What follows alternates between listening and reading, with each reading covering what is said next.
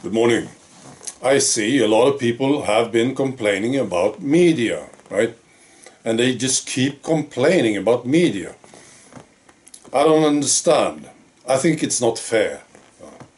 I know how hard it is to be working for media. You work for a newspaper or a TV station, right?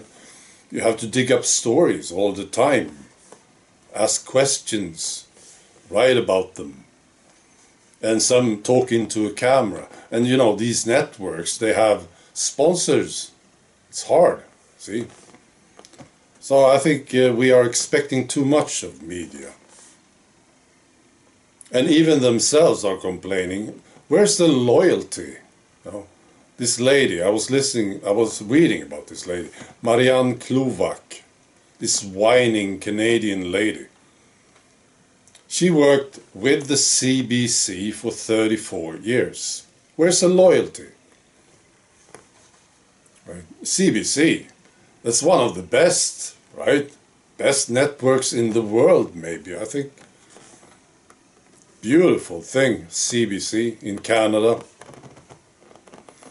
So she was testifying, whining, at this National Citizens Inquiry in Ottawa on the 18th of May. Listen to what she says. The CBC stopped journalists from writing stories on the lockdowns, for instance. I want to write about the lockdowns. No, you can't. Right? And injuries too. They couldn't write about it. And the protests, even the protests. You know, people were protesting against the mandates, and you couldn't write about it. So I see, this may be frustrating, but I mean, what's the problem? What do you expect, really, from a network like the CBC? And again, where's the loyalty? She worked there for a long time, and now she's complaining about her employer. Maybe she stole something, you know. Maybe she stole some toilet paper, and now she wants to justify it. Listen to what she says. I know that as a public broadcaster, you'd expect us to be telling you the truth. Well, I don't think so. Why would you tell the truth? Anyway, that's what she says. And we stopped doing that, she said.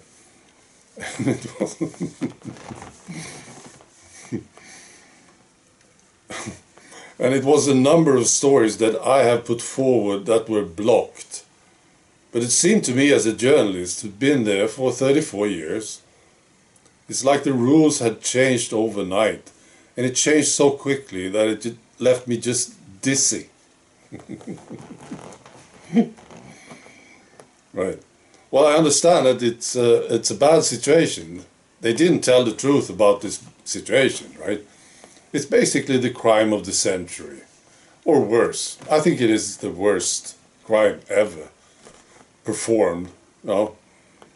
And media, they didn't write about it, they didn't talk about it, they still don't. But I don't see the problem. I mean, again, why complain about these wonderful people? You know, people expect too much from media. I was watching this documentary this morning. I couldn't watch the whole thing. It made me so angry. Right. It was, the name is The Unseen Crisis. And it started off with this girl, right? And immediately I got so pissed off. It was hard to watch it. This girl, she was totally ruined.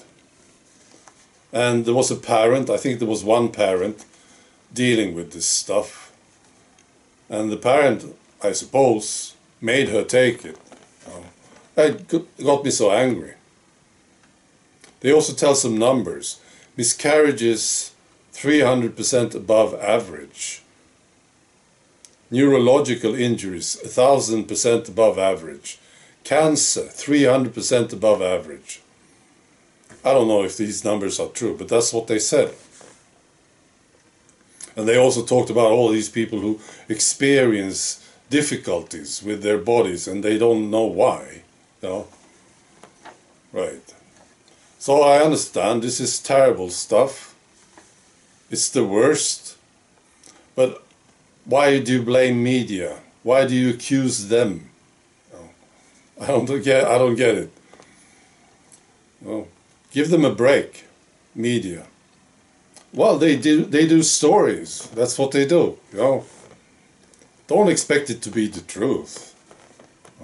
That's just too much.